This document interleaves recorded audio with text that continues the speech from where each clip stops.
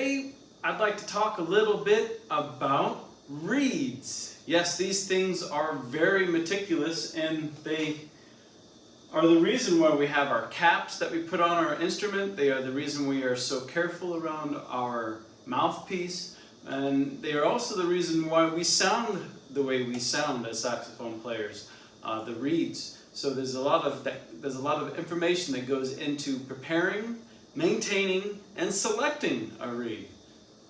Let's get into it.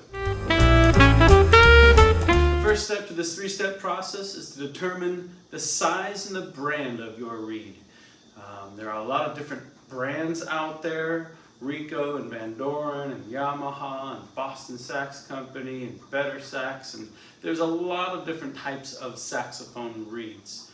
You also have different sizes. And these sizes can range anywhere from 2 to 3 to 4 or even 5 size reeds. You can have half sizes, a 2.5, a 3.5.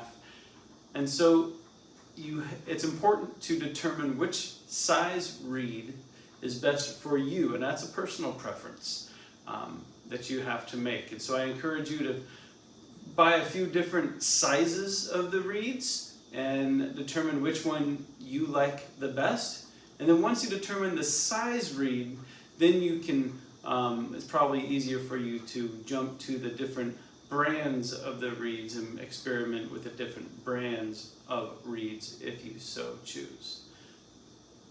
Once you decide which brand or which size, there is a process to finding the best reed in the box. Now you're going to get a bunch of reeds in the box, and it probably come in this little plastic form, and you want to look at the reed and the fibers that run to the top of the reed. I might have to go outside to show you this a little closer. So as you select the reed, you see these little grains that go all the way to the top, these little fibers. You want them to be consistent, to go all the way across. And those are the fibers, the little lines that you can see coming out of the reed that go to the tip of the reed. Some reeds, the fibers don't go to the top all the way across from left to right. The trick is to find the reed with the most fiber lines going to the top from the left to right. As you can see here in this example, it's a pretty good reed. Fiber lines go to left to right, all the way to the top. The second step to the process of having the best reeds is how do you prepare the reed. Now some people take it right out of the box and they're ready to go. I like to prepare a little bit, and I think it helps the player. It helps the reed kind of get broken in before you put it on the mouthpiece and play. I have a little process. Now everybody does this differently, but I would like to share what I've learned with you. Now when you get your reed and you pull it out of the box, it's probably going to be in something like this, a little plastic case. And what I usually do is I pull it out, and the first thing I do is take a piece of sheet music or some white paper, and I rub the reed on the back of the paper. And then I flip it over and I rub the front of the reed on the back of the paper. And this kind of prepares the reed. It gets it ready to play. It gets rid of the coarseness. When you get reeds right out of the box, they'll be a little coarse. So this will smoothen it out. Then I take it a step further and I grab a straight edge pocket knife. And I scrape just a little bit of few. I'm not applying any pressure. I'm just letting the blade slide right down the reed.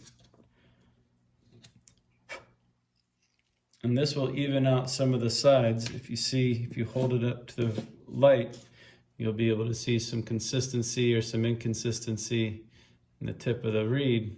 And this will help smoothen that out and make the tip of the reed more up here, more consistent. And that's how I prepare my reed.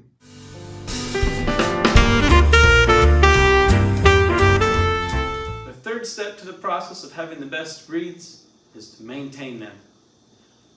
When you get these things ready, it's a good idea to use water to get the fibers moist.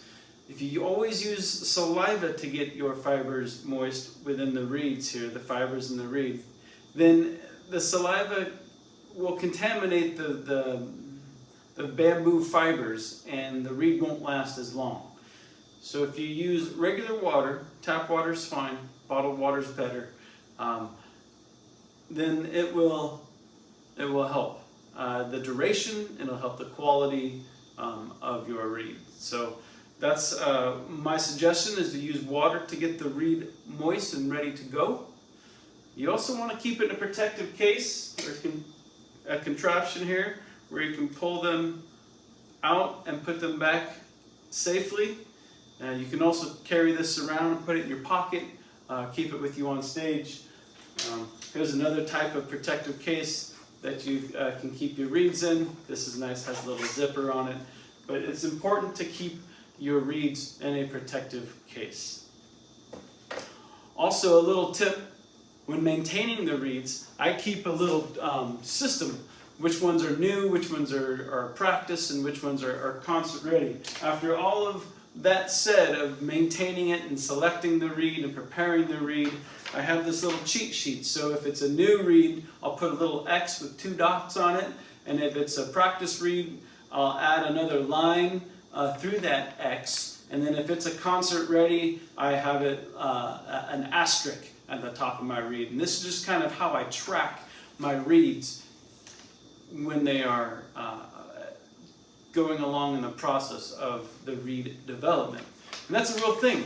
I don't really take a reed out of the box and play it in a concert right then and there. If a reed has been prepped and I've been practicing on it for a while, it will sort of earn its way to the concert seat, and then I'll be comfortable enough to put it on my mouthpiece to perform on. So just a couple tips and tricks on reeds. You know, all that said about reeds, you can do all of that preparation and maintenance, or you can just skip all the jargon and go buy a plastic one that takes little preparation or maintenance. And that's my tips and tricks for reeds. This is the Saxophone Workshop, where we teach saxophone and talk saxophone. We'll see you next time.